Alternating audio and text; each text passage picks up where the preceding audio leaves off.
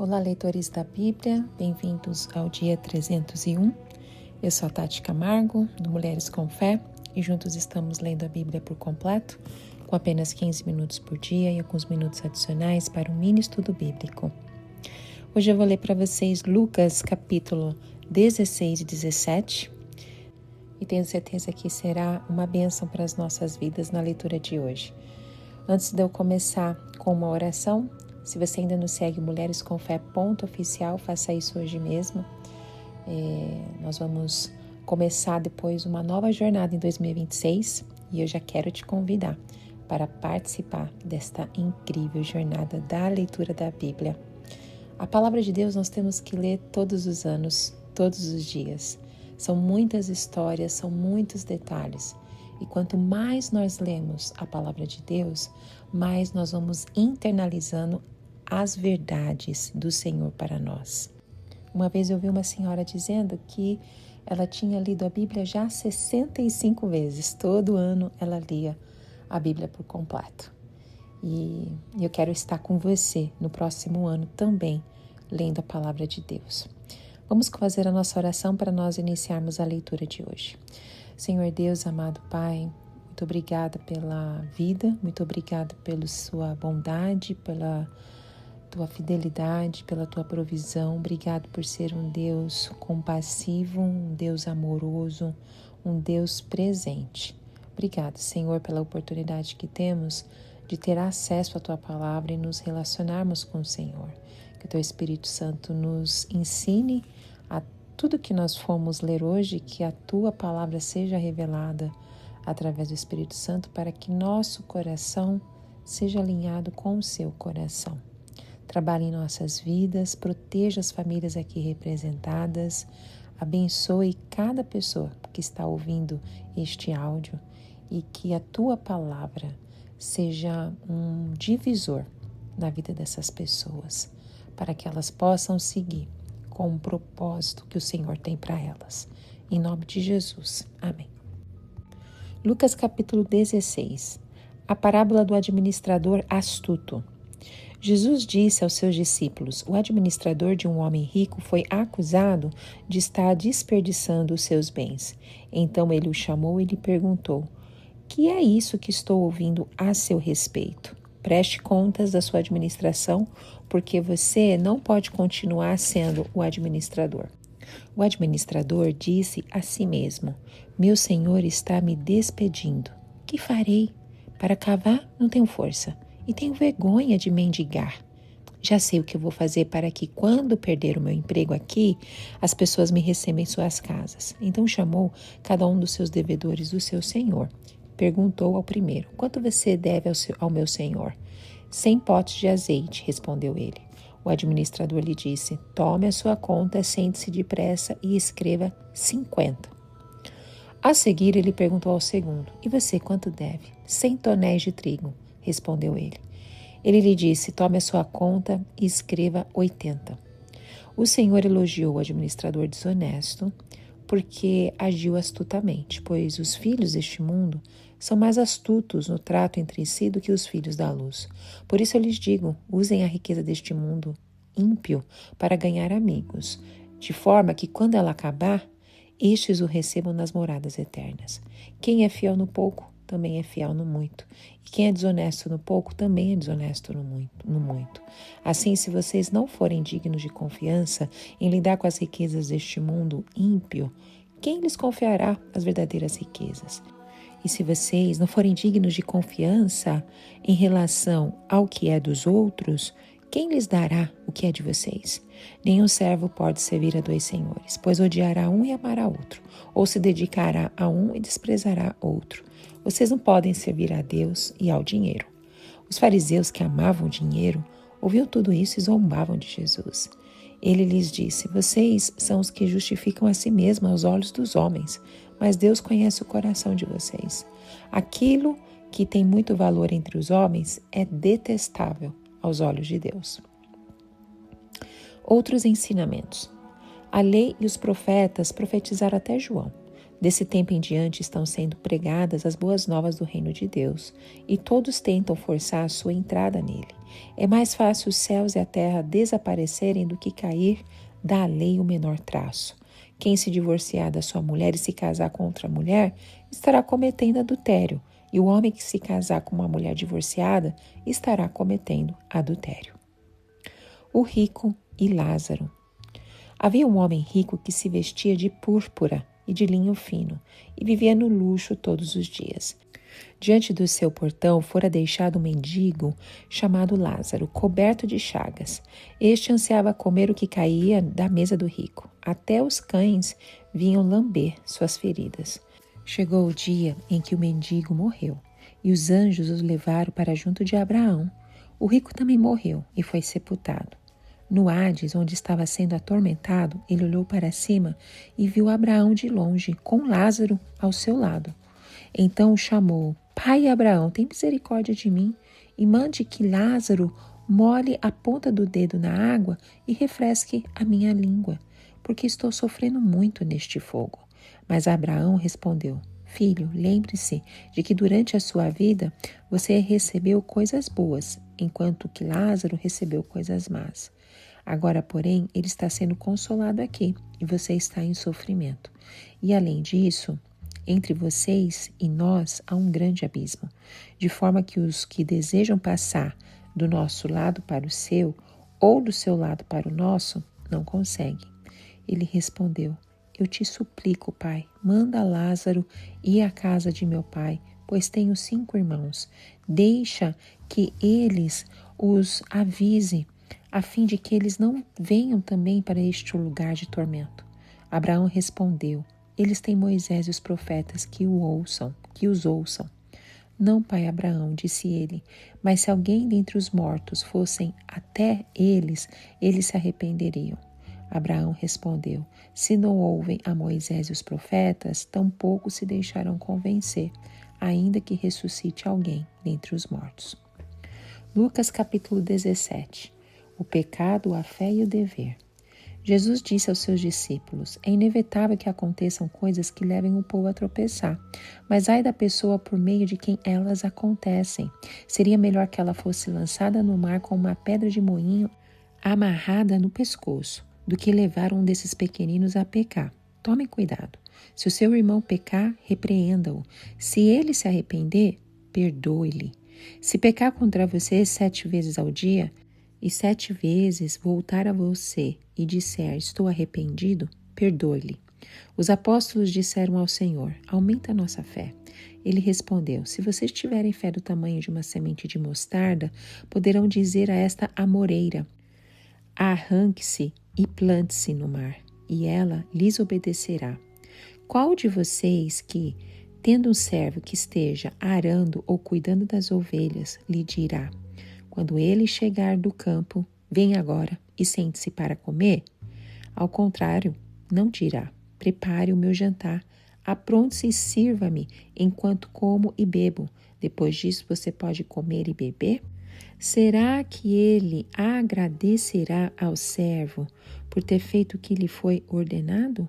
Assim também vocês, quando tiverem feito tudo o que lhes for ordenado, devem dizer: Somos servos inúteis, apenas cumprimos o nosso dever. 10 leprosos são curados. A caminho de Jerusalém, Jesus passou pela divisa entre Samaria e Galileia. Ao entrar no povoado, 10 leprosos dirigiram-se a ele, ficaram a certa distância e gritaram em alta voz: Jesus, Mestre, tem piedade de nós. Ao vê-los, ele disse: Vão mostrar-se aos sacerdotes. Enquanto eles iam, foram purificados. Um deles, quando viu que estava curado, voltou louvando a Deus em alta voz. Prostrou-se aos pés de Jesus e lhe agradeceu. Este era samaritano. Jesus perguntou: Não foram purificados todos os 10? Onde estão os outros 9? Não se achou nenhum que voltasse e desse louvor a Deus, a não ser este estrangeiro? Então ele lhe disse: Levante-se e vá, a sua fé o salvou. A vinda do reino de Deus. Certa vez, tendo sido interrogado pelos fariseus sobre quando viria o reino de Deus, Jesus respondeu: o reino de Deus não vem de modo visível, nem se dirá, aqui está ele ou lá está, porque o reino de Deus está entre vocês. Depois disse aos seus discípulos: chegará o tempo em que vocês desejarão ver um dos dias do Filho do Homem, mas não verão. Dirão a vocês: lá está ele ou aqui está.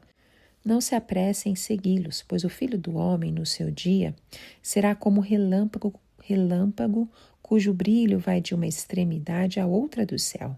Mas antes é necessário que ele sofra muito e seja rejeitado por esta geração.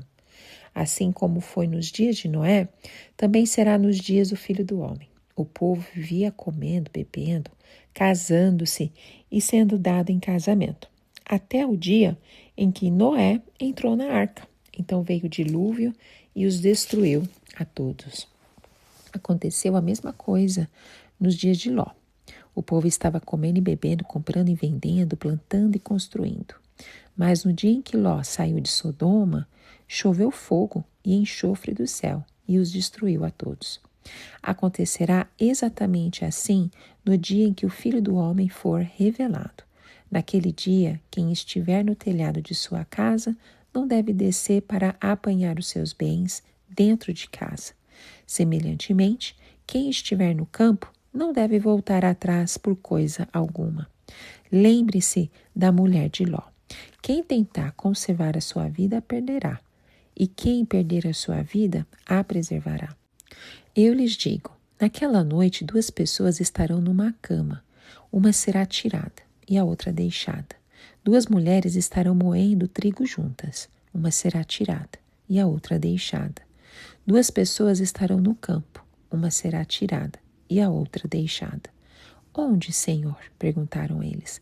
Ele respondeu: onde houver um cadáver, ali se ajuntarão os abutres. Bom, vamos para o nosso mini estudo bíblico. Lucas 16 é um dos capítulos mais provocativos do Evangelho. Ao ler esse capítulo, nós somos confrontados com a maneira como Jesus trata de um assunto que toca o coração humano, o uso do dinheiro, as motivações ocultas e o destino eterno. Jesus revela verdades que mexem com a nossa forma de viver, administrar recursos e encarar a eternidade.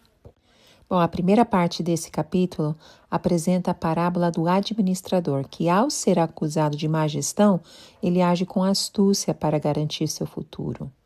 Bom, o administrador, ele tinha poder de escrever ou alterar contratos, e as mudanças feitas aqui visavam conquistar o favor dos devedores. Mesmo que as suas ações fossem questionáveis, ele mostrou sabedoria ao planejar o futuro. O surpreendente é que o Senhor elogia a astúcia do administrador e Jesus completa: os filhos deste mundo são mais astutos no trato entre si do que os filhos da luz.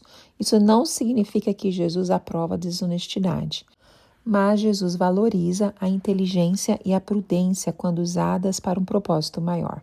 Essa parábola nos ensina que devemos usar os recursos terrenos, inclusive o dinheiro, de maneira sábia e generosa, pensando na eternidade. Use a riqueza deste mundo ímpio para ganhar amigos, de forma que, quando ela acabar, estes os recebam nas moradas eternas. Em outras palavras, nós devemos investir no que tem valor eterno, ajudar pessoas, sustentar a obra de Deus, socorrer os necessitados. É uma maneira prática de construir um futuro com Deus, como também vemos em outros capítulos do Evangelho, por exemplo, em Mateus capítulo 6. Jesus também enfatiza a fidelidade nas pequenas coisas. Quem é fiel no pouco, também é fiel no muito. Essa frase também mexe muito conosco, porque às vezes queremos grandes oportunidades ou responsabilidades, mas Deus está olhando para a nossa fidelidade nas pequenas decisões, inclusive no uso do dinheiro. Por fim, Jesus conclui com uma verdade radical: vocês não podem servir a Deus e ao dinheiro. Essa frase é um divisor de águas. Não há como equilibrar o amor de Deus e a cobiça. Ou o dinheiro é o nosso servo, ou se torna o nosso Senhor. Bom, dos versículos 14 ao 18, Jesus confronta os fariseus que eram amantes do dinheiro. A reação dos fariseus revela o impacto das palavras de Jesus.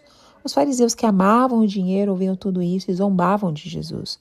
É interessante perceber como o apego ao dinheiro segue as pessoas espiritualmente.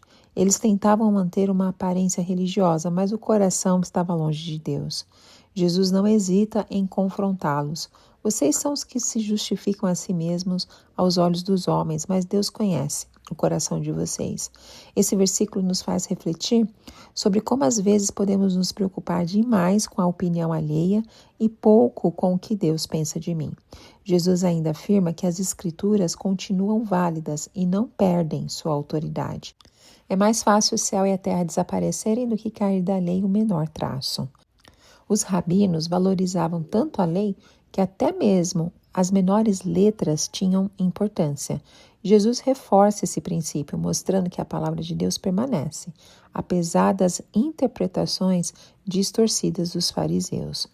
O tema do divórcio aparece como exemplo prático da hipocrisia dos líderes religiosos. Enquanto muitos rabinos permitiam o divórcio por motivos banais, Jesus defende a santidade do casamento, revelando o padrão original de Deus. O que a parábola do rico e Lázaro ensina sobre a eternidade? Os versículos 19 a 31, a última parte do capítulo, apresenta uma das parábolas mais fortes de Jesus. Um homem rico, vestido de púrpura e linho fino, vive em luxo, enquanto Lázaro, um mendigo, sofre à porta da sua casa. No contexto judaico, a expectativa era que os justos fossem recompensados e os ímpios punidos, mas aqui a inversão social e espiritual surpreende a todos nós. Lázaro morre e é levado pelos anjos para junto de Abraão. O rico também morre, mas vai para o Hades, lugar de tormento. O diálogo entre o rico e Abraão revela verdades profundas.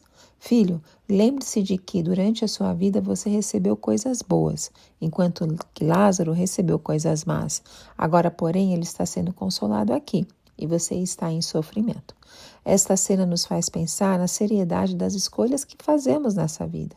O texto não diz que o rico foi condenado por ser rico, mas pela sua indiferença, egoísmo e desprezo pelos necessitados. O abismo entre dois destinos é intransponível. Não há segunda chance após a morte.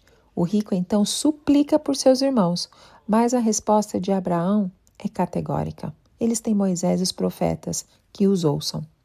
Jesus está dizendo que as Escrituras são suficientes para revelar o caminho da salvação.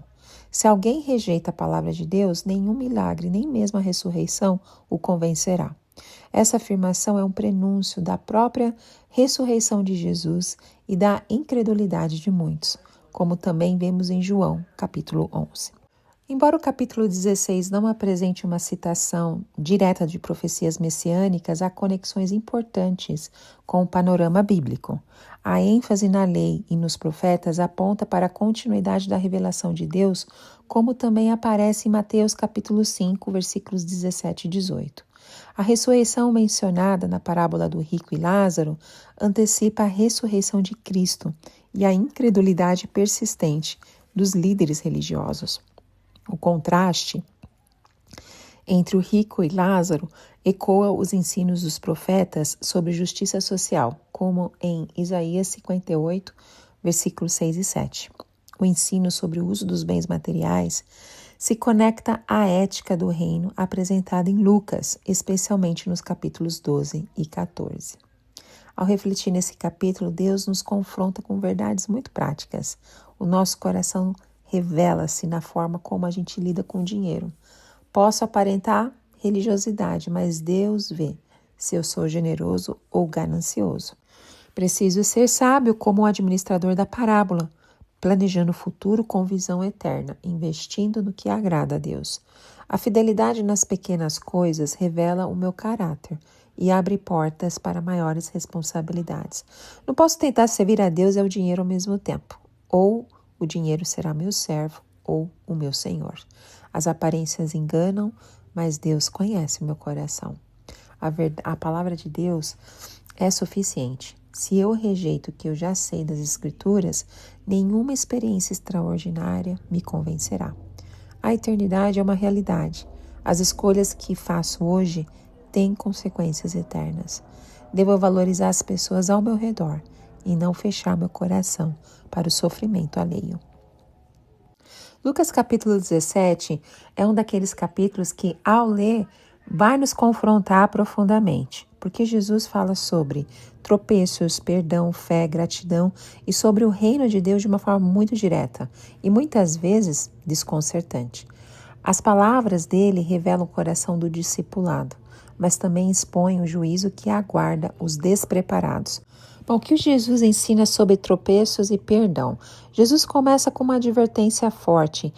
É inevitável que aconteçam coisas que levem o povo a tropeçar, mas ai da pessoa por meio de quem elas acontecem. Bom, no contexto judaico, a palavra tropeçar era usada como metáfora para o pecado ou para se desviar da fé. Levar alguém a pecar, especialmente os mais vulneráveis, os pequeninos, é algo tão grave que Jesus usa a imagem extrema de uma pedra de moinho amarrada ao pescoço, algo que os judeus consideravam uma punição bárbara entre os romanos. Essa advertência me lembra que em minhas palavras, atitudes e até omissões podem ser motivo de tropeço para os outros. Como discípulo de Jesus, nós somos chamados a edificar e nunca derrubar a fé dos que estão ao nosso redor. Bom, depois Jesus fala sobre o perdão. Se o seu irmão pecar, repreenda-o. Se ele se arrepender, perdoe-lhe. Se pecar contra você 7 vezes ao dia, perdoe-lhe 7 vezes ao dia. Perdoar não é fácil. Sei disso por experiência própria. Mas aqui Jesus não fala de facilidade. Fala de compromisso com o reino. O arrependimento sincero e o perdão devem ser prática contínua entre os seguidores de Cristo. Diante do desafio de perdoar, os apóstolos pedem: aumenta a nossa fé. Quantas vezes eu mesmo já fiz essa oração? Jesus responde mostrando que o problema não é o tamanho da fé, mas é o exercício dela. Se vocês tiverem fé do tamanho de uma semente de mostarda, poderão dizer a esta moreira: arranque-se e plante-se no mar, e ela lhes obedecerá. A amoreira preta citada aqui nesse versículo tem raízes profundas e duradouras, ou seja, Jesus usa algo aparentemente impossível de ser arrancado como metáfora do poder da fé. Mas logo depois Jesus quebra a nossa expectativa triunfalista com a parábola do servo. Assim também vocês devem dizer: somos servos inúteis, apenas cumprimos o nosso dever. Ao meditar nisso, nós entendemos que fé não é um fim em si, é um instrumento para servir. O verdadeiro discípulo não age por obrigação mecânica, mas por amor e gratidão, sem jamais reivindicar méritos diante de Deus. Enquanto Jesus caminhava para Jerusalém, ele encontra 10 leprosos que à distância clamam: Jesus, mestre, tem piedade de nós. A lepra era uma doença que não só afligia o corpo, mas também isolava socialmente. O leproso era visto como impuro, separado da comunidade e frequentemente estigmatizado como alguém sob juízo divino. Jesus, em compaixão, os envia aos sacerdotes e, enquanto vão, são curados. Mas apenas um volta para agradecer, e era um samaritano. Esse detalhe é bem impactante. Samaritanos eram desprezados pelos judeus, mas foi justamente esse homem, considerado estrangeiro e impuro, quem demonstrou a gratidão verdadeira. E Jesus declara: levante-se e vá, a sua fé o salvou. Ao ler isso, percebemos que Deus não se impressiona com status religioso ou origem étnica. O que ele valoriza é um coração grato e uma fé genuína. Esta cena também nos desafia. Quantas bênçãos recebemos e seguimos o nosso caminho, esquecendo de voltar e agradecer. Gratidão é a marca dos que reconhecem a graça de Deus. Bom, os fariseus perguntam quando o reino viria, e Jesus responde: o reino de Deus não vem de modo visível, porque o reino de Deus está entre vocês. Embora o reino de Deus se manifeste exteriormente no futuro, ele já começou no presente por meio da pessoa de Jesus. O reino não é um evento político ou militar, como muitos esperavam, mas algo que se inicia no coração, na transformação interior. Jesus também alerta sobre os falsos anúncios. Não se apressem em segui-los.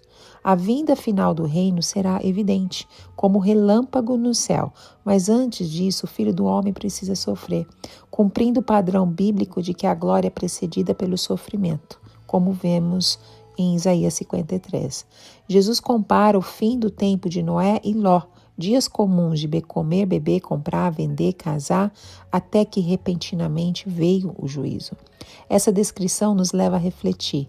O perigo não está apenas no pecado escancarado, mas na indiferença, na vida centrada em si mesmo, alheia às realidades espirituais.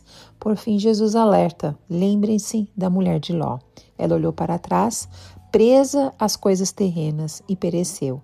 Nós somos chamados a viver com os olhos no reino, desapegados do que fica para trás. O capítulo 17 ecoa várias promessas e advertências das Escrituras. A necessidade de vigilância, como nos dias de Noé, está em Gênesis capítulos 6 e 7. O juízo sobre Sodoma remete a Gênesis 19. A expressão dia do Filho do Homem carrega ecos de Daniel capítulo 7, versículos 13 e 14, onde o Messias recebe autoridade e glória. A advertência sobre perder ou preservar a vida aparece em Lucas 9, versículo 24, reforçando o chamado ao discipulado radical. Havia debate sobre o reino, se viria após o arrependimento de Israel ou em data conhecida só por Deus. Jesus revela que o reino já está presente nele, mas que a sua manifestação final virá de forma gloriosa e súbita. Bom, o que Lucas 17 nos ensina para a nossa vida hoje? Precisamos vigiar para não ser motivo de tropeço na vida de ninguém. O perdão deve ser constante, assim como Deus tem misericórdia de nós. A fé cresce quando coloco em prática, mesmo nas tarefas simples e humildes do dia a dia. Gratidão não pode ser esquecida. Quero ser como o leproso samaritano que voltou para adorar. O reino de Deus começa agora dentro de mim, mas preciso viver preparado para a sua vinda gloriosa. Não devo me acomodar com a vida cotidiana, ignorando as realidades eternas. Meu apego deve estar em Cristo, não nas coisas desta vida. Jesus é o cumprimento das profecias do reino e do julgamento final. A história do leproso samaritano ecoa o chamado de Deus a todas as nações. O chamado à vigilância e ao desapego está em harmonia com as advertências de Jesus em outros textos, como Mateus 24 e Marcos 13. Amém? Jesus nos lembra que a vida de fé não é feita de triunfos fáceis, mas de serviço humilde, gratidão sincera, vigilância constante e esperança no reino vindouro. Que Ele te abençoe grandemente e até o próximo áudio. Tchau, tchau.